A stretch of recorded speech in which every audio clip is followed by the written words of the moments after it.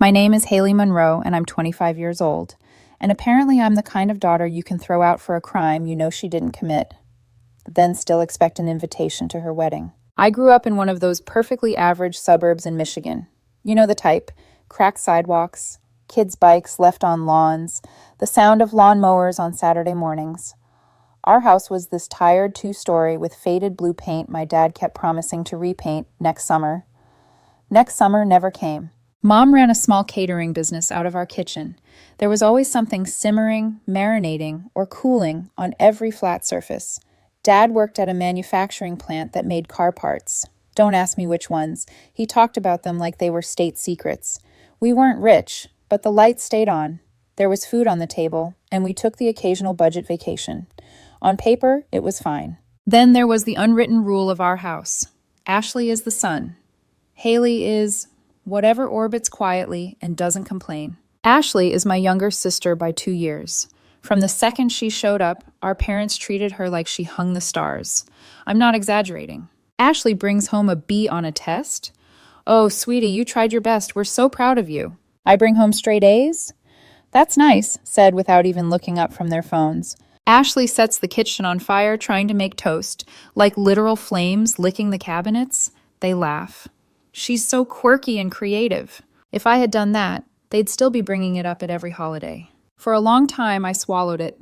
I told myself that some kids just need more attention, and I could handle being the easy one. I kept my head down, got good grades, worked a part-time job, played some softball, and spent weekends gaming with my friends Brandon and Mike. My life was simple, predictable, and mostly okay. Then Ashley met Tyler. She was 17, I was 19, and the first time he walked through our front door, every instinct in my body screamed, bad news. He had that look, the kind of guy who always slouches like he's bored, cheap chain around his neck, hands in pockets, eyes scanning the room, not like he's shy, but like he's casing it. No job, no plans, nothing going for him except a beat-up car with mismatched doors and a stereo that was way too nice for the rest of the vehicle. Ashley, of course, thought he was deep and misunderstood. He's just had a tough life, Haley. Not everyone gets the chances you did. Yeah, okay. It didn't take long before the warning signs turned into flashing billboards. One afternoon, I was at the mall with Brandon, killing time at GameStop. We spotted Tyler hovering around the Xbox section, not browsing, lurking. He kept glancing at the cameras, shifting his weight, touching the boxes like he was testing how easy they'd be to slide under his jacket. Brandon nudged me. Your sister's boyfriend is about to get himself banned for life. A week later, Tyler shows up at our house with a brand new, top-of-the-line iPhone. Found it, he said, all smug, just lying there. Found. Right. Because people just leave $1,000 phones on park benches like free samples. I tried to warn my parents, I really did. One night after dinner, when Ashley and Tyler had left, I sat them down. Mom, Dad, I think Tyler's stealing. I saw him at the mall acting sketchy, and now he's selling a found iPhone for cash. This isn't normal. Mom didn't even think. Haley, don't be jealous just because your sister has a boyfriend and you don't. Dad shrugged. Ashley is a smart girl. She knows what she's doing. Funny thing, they'd hated every other boy Ashley dated. But Tyler, suddenly, they were blind. Ashley changed too. She'd always been a little annoying, but we had our moments, movie nights, late-night snacks, complaining about Mom's cheesy Facebook posts. After Tyler, that version of my sister evaporated. She started sneaking out late, coming home at weird hours, lying about where she'd been. Money went missing from Mom's purse. She got jumpy whenever anyone mentioned cash or bills. She locked her bedroom door all the time. We never locked doors in our house. And my parents? They let Tyler honk outside at midnight and watched Ashley run out to his car like it was a rom-com. He came to family dinners with red eyes and slurred jokes. They pretended not to notice. The worst was one night around 2 a.m. I was up late gaming when I spotted someone through my window, hunched near our neighbor's car. It was Tyler, fiddling with their door with something shiny in his hand. The next day I confronted him. What were you doing at the Parkers' car last night? He laughed. Relax. I was just checking if they lock their doors. People leave stuff out. It's dangerous. Yeah, I said, staring him down. Dangerous for them. I told my parents. Again. Mom, Dad, I literally saw Tyler trying to get into the neighbor's car at 2 a.m. Mom sighed. Haley, you're trying to cause trouble. Dad snapped, mind your own business for once. So I did. I stopped warning them. I stayed in my lane until March 2018 when my life detonated. It started small. Mom's gold necklace, her grandma's heirloom, went missing. Then some rings she only wore for special occasions. She tore the bedroom apart. I must have misplaced them, she muttered, more to herself than to us. Then Dad's Rolex disappeared. It was the expensive one from his 20-year work anniversary. He came storming into my room, face red. "Did you take my watch, Haley?" "What? No. You're always asking for money." "I literally have a job, Dad." That didn't seem to matter. Then the electronics started vanishing. Our iPad, Mom's laptop, the one she used for catering orders and invoices. No broken windows, no busted locks, no ransacked drawers, just gone. Whoever it was knew exactly where to look. I watched Ashley carefully.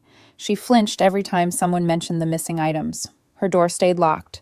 Tyler suddenly stopped coming around as much. For a second, I thought maybe my parents were finally suspicious of him. I was wrong. One morning, I was getting ready for work when I heard a scream from upstairs. "Haley, Mom! Dad!" I ran to my parents' room.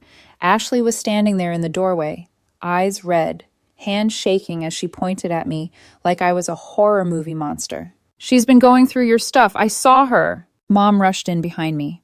"What are you talking about?"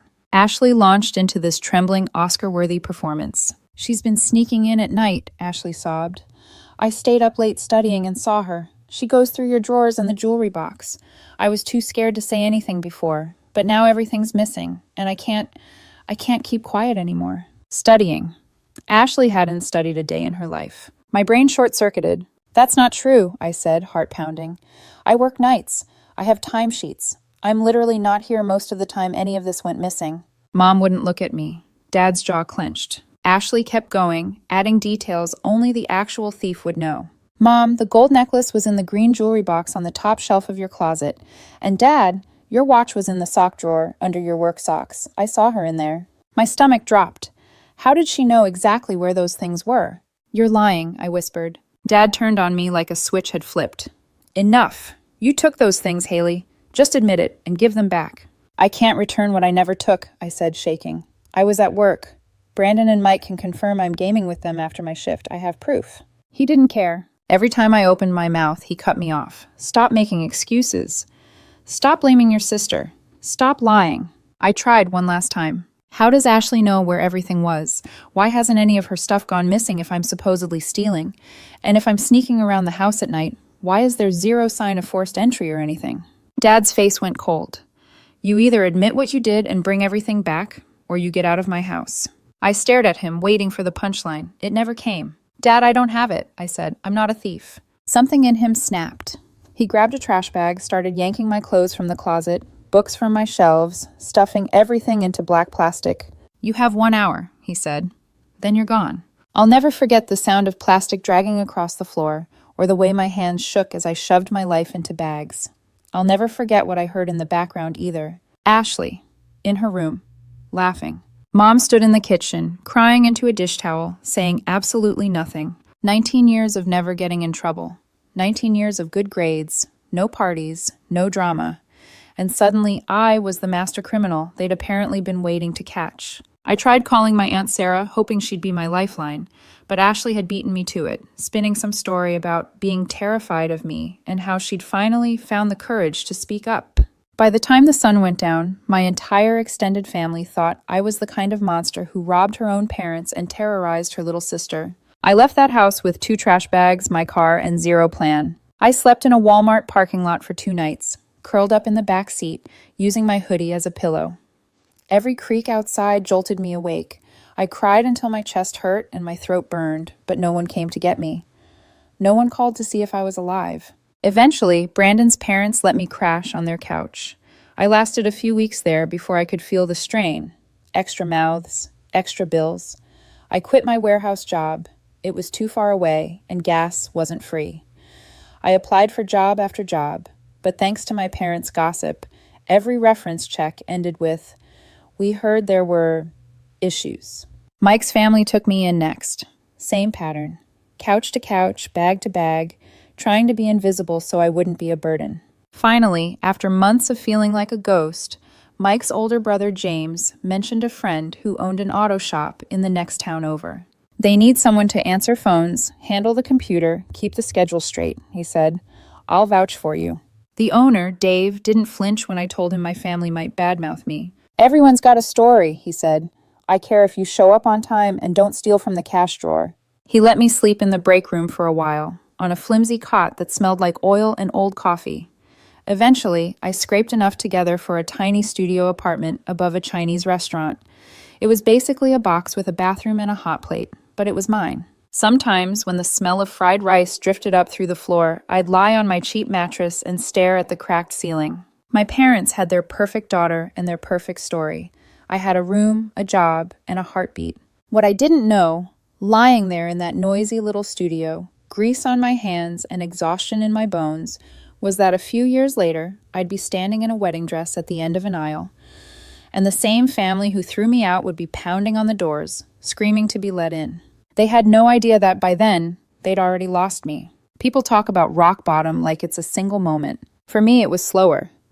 Less dramatic movie scene. More, someone keeps turning down the dimmer switch on your life until you realize you're sitting in the dark. But I didn't stay there. Working at the shop with Dave became my anchor. At first, I was just the girl at the front desk, answering phones, scheduling appointments, dealing with customers who thought yelling would make their breaks fix themselves. Dave was rough around the edges, but fair. He showed me how to read service orders, explain repairs without talking down to people, and deal with the occasional angry customer who swore we were trying to scam them by suggesting they fix their bald tires. You listen first, he'd say, then you tell them the truth. If they don't like it, that's their car's problem, not yours. 6 months in, he tossed me a new title, Service Advisor. It came with a small raise and a lot more responsibility. You're good with people, kid, he said, wiping grease off his hands. Better than you think. I clung to that sentence on the nights when anxiety whispered that maybe my parents had been right about me all along. I got used to the rhythms of my new life. Wake up in my tiny studio, step over the one chair I owned, make coffee on the hot plate, go downstairs through the alley that always smelled like sesame oil and rain. Work my shift, eat cheap takeout, fall asleep to the hum of the restaurant's vents. Meanwhile, my old life kept moving without me. I wasn't invited, but social media made sure I could still watch. Holiday photos, birthday cakes, Ashley blowing out candles on a new car, light blue with a big bow on top. Mom's captions about her brave, brilliant girl. Dad grinning at family game night like he'd never thrown his other daughter into the street with 2 trash bags. I'd scroll with my stomach clenched, staring at photos where my chair at the table had simply vanished, like I'd been erased and the room had rearranged itself to cover the empty space. Some relatives messaged occasionally. Everyone makes mistakes, Haley. Just apologize and come home. How long are you going to punish them? Family is forever. I typed the same response in my head 100 times. They kicked me out for something I didn't do. I never hit send. I just stopped replying. Then one day, Karma decided to clock in. I found out through a mutual friend that Tyler had been arrested. Not for the jewelry, not for the watch, not for my mom's laptop. No, he got caught breaking into cars at the mall. Security spotted him messing with a door, called the cops, and he was still there when they arrived, like some kind of half-baked criminal who hadn't considered the concept of cameras. I waited for my phone to ring, for my parents to call and say, "We're so sorry, Haley, we were wrong." Silence. Instead, Ashley posted this long, dramatic status online about escaping a toxic relationship. She talked about how controlling Tyler was, how scared she'd been of him, how proud she was to finally be free. My parents flooded the comments section with hearts and praise. "So proud of you for walking away. You're so strong, sweetheart." I turned my phone off and stared at the ceiling until my eyes blurred. They knew. There was no way they didn't know by then who the real thief was. They just never checked on the daughter they'd thrown away. Time passed. Work became my world. Between shifts and exhaustion, I squeezed in some business classes online. Dave let me use the break room computer after closing. One night, he leaned on the doorframe and watched me type. "You trying to steal my job?" he asked. "Just trying to make myself useful," I joked. He snorted. "You already are, but if you learn how to run numbers, I can pay you more to stress about them for me." I didn't know it yet, but that was the first quiet nudge towards something bigger. And then came Lucas. Lucas showed up one Tuesday afternoon, driving a slightly beat-up Honda Civic that rattled like an angry shopping cart. He walked in, distracted, already on a call, laptop bag slung over his shoulder. No, you can't just change the whole database structure because you don't like it, he was saying into his phone. That's not okay, we'll talk when I'm back. He hung up, pinched the bridge of his nose, and gave me a tired smile. Hi, my car is making a sound like it's trying to die. I remember thinking, same. I tried to start a new ticket, but my brain had apparently decided this was a great time to forget how to spell Lucas. What's your last name? I asked. Reed, he said. I typed Reef, then Reed, then backspaced everything and pretended the computer glitched. He handed me his keys and gave this half laugh. Rough day? You have no idea, I said. He became irregular. Oil change, brake pads, something about his check engine light that ended up being a sensor and not the apocalypse. Every time he came in, we ended up talking. He was a software developer, a job that to this day might as well be wizardry to me. He described deployments and rollback strategies and refactoring code, and I just nodded like I understood. What I did understand was the way he looked at me when I talked, like what I said mattered, how he listened when I mentioned I was taking business classes. That's impressive, He'd say. I barely survived Intro to Accounting. One afternoon, his Civic broke down a couple miles from the shop. He called, embarrassed. Is there any way you can tow it? I'm kind of dead in the water here. Dave sent one of the guys to grab the car. Lucas caught a ride back with the tow truck and ended up stuck waiting a few hours while we diagnosed it. You can go home, I told him. We'll call you when it's ready. He shrugged. Got my laptop. I can work from your waiting area, unless you're going to charge me rent. I smirked. Depends. Do you complain as much as the old guys who think oil changes should still cost $10? He grinned. I only complain about bad code and bad coffee. We shared both that day. Bad coffee from the machine in the corner, and stories about our lives in between his emails and my ringing phones. We started dating a few weeks later, slowly, carefully. I was embarrassed at first, about my tiny apartment that smelled like fried rice and oil, about having no family to introduce him to. When I finally told him the whole story, Ashley, the robbery accusations, the trash bags, the months of couch hopping, I waited for his face to twist into doubt. Instead, he just sat there on my worn-out second-hand couch, elbow on his knee, listening. That's horrible, he said quietly. I'm so sorry that happened to you. It's fine, I lied. It's not, he said, and none of it was your fault. No one had ever said that to me. Not like that, not and meant it. The first time Lucas came to my studio, I apologized 3 times before he even stepped inside. It's small, and the walls are thin, and the neighbors fight a lot, and He walked in, looked around, and smiled. It's you, he said, and it's yours. That's pretty great, if you ask me. Lucas's family was a different universe. His mom, Janet, hugged me the first time we met, like she'd been waiting to do it for years. Lucas never brings anyone home, she whispered, loud enough for him to hear. You must be special. His dad, Ron, insisted on teaching me how to grill properly in their backyard, acting personally offended that I'd never been allowed near my dad's grill growing up. You can't trust someone who won't share the tongs, he said. His younger brother, Kevin, dragged me into video game marathons. His sister, Rachel, added me to their chaotic group chat that buzzed with memes, plans, and the occasional who stole my leftovers. They didn't tiptoe around me. They didn't treat me like I was fragile or broken. They just made room. Like I'd always been meant to sit at their table. Years passed. I finished my business classes. Dave promoted me to manager. The studio apartment became a stepping stone. Lucas and I rented a 2-bedroom with actual walls that didn't look like they might crumble if you leaned on them too hard. We adopted a cat, a round, lazy troublemaker Lucas named Biscuit. Life became something I didn't dread waking up to. Then Lucas proposed. It wasn't some over-the-top spectacle. We were on the couch, in sweatpants, splitting takeout. He handed me a small box, hands shaking slightly. I don't have a speech prepared, he said.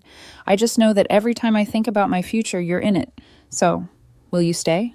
I laughed, cried, and said yes with noodles still in my mouth. He put the ring on my finger and we both burst out laughing because my hands were greasy from egg rolls. We decided on a small wedding. Friends, Lucas's family, a simple ceremony, good food, good music, nothing fancy. I didn't even post about it at first.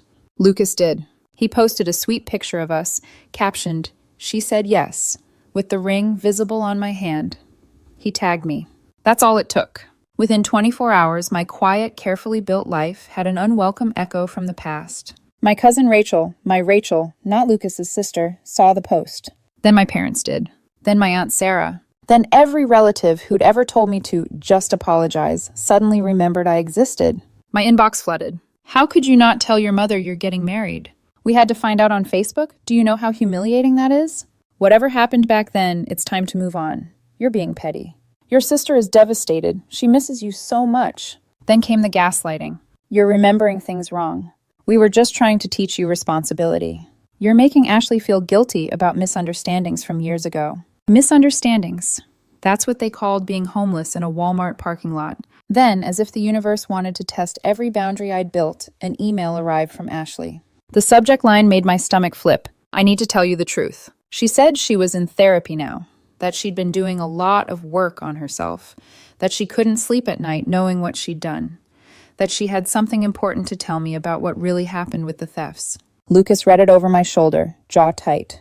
It's a trap, he said. She's going to cry, say a few vague things, and then pivot to asking for an invitation. He wasn't wrong, but after 6 years of silence, the anger and curiosity inside me tangled together into something sharp. I need to hear it, I said. Even if it's garbage, I need to look them in the eye and know. So I agreed to meet them. I picked a Denny's near my place. Neutral, public, bright lights, witnesses. Lucas insisted on driving me. He parked where he could see the entrance. If anything feels wrong, he said, you walk out. I don't care if they're mid-sentence. I'd spent years imagining what it would be like to face them again. In none of those versions did I walk in wearing an engagement ring. As I stepped into the restaurant, the hostess smiled and asked, "Table for one?" I looked toward the back booth where 3 familiar silhouettes sat. My mother, already wiping her eyes. My father, stiff and rehearsed. Ashley, studying her menu like it contained all the answers she'd spent years avoiding. Actually, I said, my voice steady in a way that surprised even me, my family's already here. I walked toward them, not knowing that in the next hour, they'd finally admit the truth, and still somehow expect a front row seat at my wedding. The clink of silverware and low diner chatter should have made the booth feel less suffocating. It didn't. My parents sat up stiffly as I approached. Ashley didn't look at me. Her eyes stayed glued to the laminated menu like she was studying for finals. I slid into the booth across from them. My hands were steady. My heartbeat was not. No one spoke. A waitress appeared, cheerful and oblivious. "Can I get you folks started with some drinks?" "Water," I said. "Coffee," my dad grunted. Mom murmured something that sounded like tea. Ashley didn't respond at all. The moment the waitress walked away, the air thickened. Dad cleared his throat, the same way he used to when he was about to lecture me. "So," he began, "it's been a long time." I didn't respond. I wasn't here for pleasantries. Mom dabbed her eyes dramatically with a napkin. "We're just so hurt, Haley. We had to find out from Facebook, your engagement, your wedding." Her lip trembled, like this was about her. I folded my hands on the table. Ashley emailed me. She said she had something important to tell me. So tell me. Ashley finally looked up. Her eyes were glossy, but her expression was empty, like she'd practiced this face in a mirror. "I'm so sorry," she whispered. I said nothing. She took a deep breath. "Tyler, he was stealing from the house, not you." Silence, total silence. Mom sniffed. Dad stared at the napkin holder like it might save him. I waited. Ashley continued, voice shaking on cue. "He took everything. Mom's jewelry, Dad's watch, the electronics. He admitted it when he got arrested. He'd been stealing for months." Exactly what I'd known the day he walked into our house. I kept my voice calm. "You found this out when?" Dad shifted. "A couple of weeks after you left." I leaned forward. "What?" Mom rushed in, voice soft and trembling. "Honey, we didn't want to burden you with—" "So you knew," I said, each word sharp and slow. "You knew Tyler stole everything. You knew I was innocent, and you still didn't tell me?" My mother's face crumpled. We were trying to protect Ashley. "Protect her?" I repeated, laughing once, sharp and humorless. "Protect her from what? From looking bad? From facing consequences?" Dad spoke up, rubbing his temples. "It was a complicated time.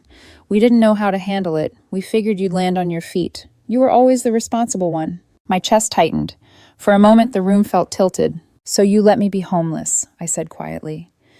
"You let me lose my job, sleep in my car, bounce from couch to couch. You let the whole family think I was a thief." Ashley's voice was small.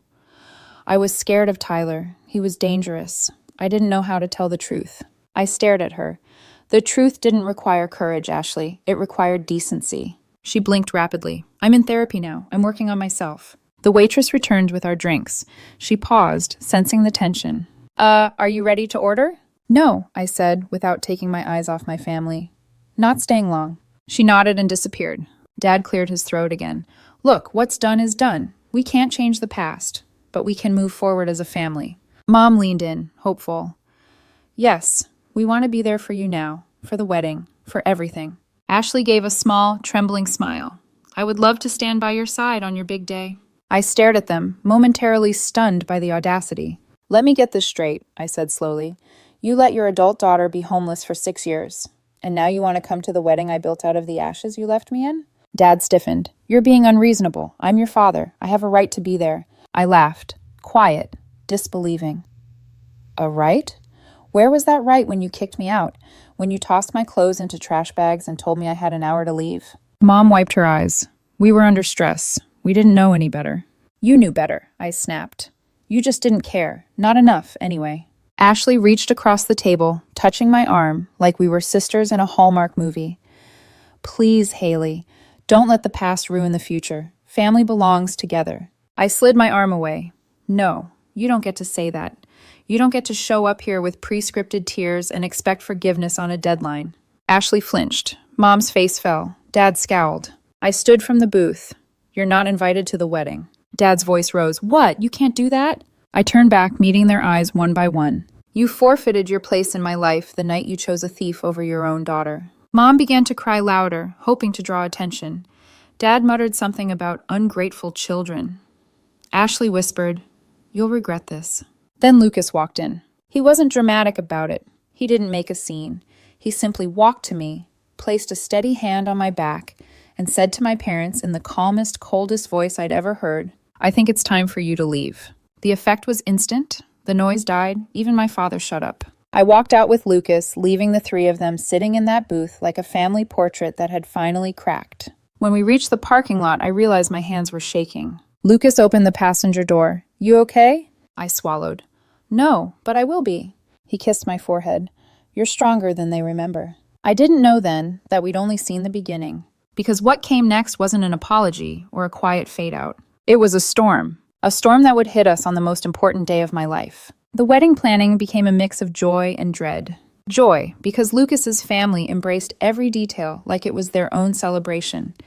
Dread, because my parents, blocked on every platform, started reaching out through every loophole they could find. Burner emails, unknown numbers, handwritten letters, messages delivered through extended relatives, dramatic voicemails, all containing one theme. We're your family. We will be there. Lucas's brother Kevin works in event security. When he heard the story from start to finish, he didn't hesitate. You're getting security at the wedding, he said. I protested. It's not necessary. It is, he said firmly. People who cross boundaries that hard don't magically grow them back. We hired his team. Thank God we did. Wedding day, attempt number 1. We were setting up at the venue, flowers, chairs, simple decor, when security radioed Kevin. There's a woman at the back door claiming she's a bridesmaid. Ashley, in a pastel dress, hair in curls, holding a bouquet she must have bought on the way. She'd tried to sneak Mom and Dad through the service entrance by saying they were helping with decorations. Kevin met them himself. Ma'am, you're not on the list. Ashley smiled. Saccharine. You must have mixed us up. I'm the bride's sister. Kevin didn't flinch. The bride doesn't have a sister on the guest list. Her smile cracked. Haley will want me here. No, Kevin said, she won't. Security escorted them off the property. I didn't hear about it until after the ceremony. Attempt number 2, main entrance. An hour before the ceremony, Dad tried walking straight through the front doors in a suit, chest puffed like he owned the building. The staff asked for his name. I'm the father of the bride, he boomed. It must be on the list somewhere. They politely checked. It wasn't. He refused to leave. Security escorted him out while he ranted about ingratitude and rights and children today. Attempt number 3, mid-ceremony. This one I saw with my own eyes. I was standing at the altar, hand in Lucas's, sunlight filtering through the archway. The officiant began. Dearly beloved. A door burst open. My mother's voice shrieked across the room. Haley, stop the wedding. I have a right to see my baby get married. Ashley was behind her, pretending badly to try to calm her down. Gasps echoed through the crowd. Lucas's dad stood up, towering over them. You need to leave now, Mom wailed. Ashley tried to argue. Security moved fast. Kevin led the team, firm and silent. They escorted my parents out as Mom cried loud enough for the entire neighborhood to hear. The ceremony continued. I kept my eyes on Lucas the whole time. He squeezed my hand like he was anchoring me to the ground. And when we exchanged vows, I didn't cry because of what happened. I cried because of what I'd finally built. A life where love didn't come with conditions. The reception was perfect. Dancing, laughter, speeches that made me feel seen in a way I hadn't felt since childhood. But the next morning, my phone was a battlefield. Relatives calling me cruel. Aunt Sarah saying Mom cried herself to sleep. Ashley posting a dramatic monologue about choosing hate over healing. I ignored all of it until Rachel, Lucas's sister, a social media strategist, handed me her phone. I wrote you a post, she said. You don't owe them anything. But if you want the truth out there, this will do it cleanly. She'd crafted a calm, factual, devastating explanation of everything. The theft, the expulsion, the 6 years of silence, the Denny's confession, the wedding crash attempts. I posted it. Then I blocked every relative except my childhood friends, Brandon and Mike. Within hours, a few cousins quietly messaged apologies. Others went silent. My parents doubled down on their victim narrative. But for the first time in years, I didn't care. 3 months later, life looked nothing like the broken pieces I'd crawled through. Dave promoted me to regional manager, 3 new shops under my supervision. Lucas's family officially claimed me as one of their own. Sunday dinners, family group chats, Grandma accidentally sending us home with enough leftovers to feed a small village. Biscuit took over our couch. Lucas and I bought a house, not fancy, but warm. Then one day, a letter showed up on my car windshield. Ashley's handwriting. 4 pages. She talked about the drugs, the pressure, the lies, therapy, guilt. She said she sees now how toxic patterns shaped her choices, that she's trying to be better. I read it. I folded it. I put it in a drawer. Some doors don't reopen. Some bridges aren't just burned, they're ash. A month later, Mom's side of the family sent a reunion invitation addressed to me through Lucas's work email. Creative, desperate, still blocked. The invitation said, "Family is forever. It's time to heal old wounds." But my wounds healed the day I stopped reopening them. Instead of attending, Lucas and I boarded a plane to Japan for our honeymoon. Just the 2 of us. No apologies, no ghosts. On the flight, he leaned his head on my shoulder and whispered, "You built something beautiful out of everything they tried to destroy." I looked out the window at the clouds. He was right. I didn't miss my old family. I missed who I thought they were. And that version? She died the night they chose a thief over me. Now I have the family I deserved all along. And sometimes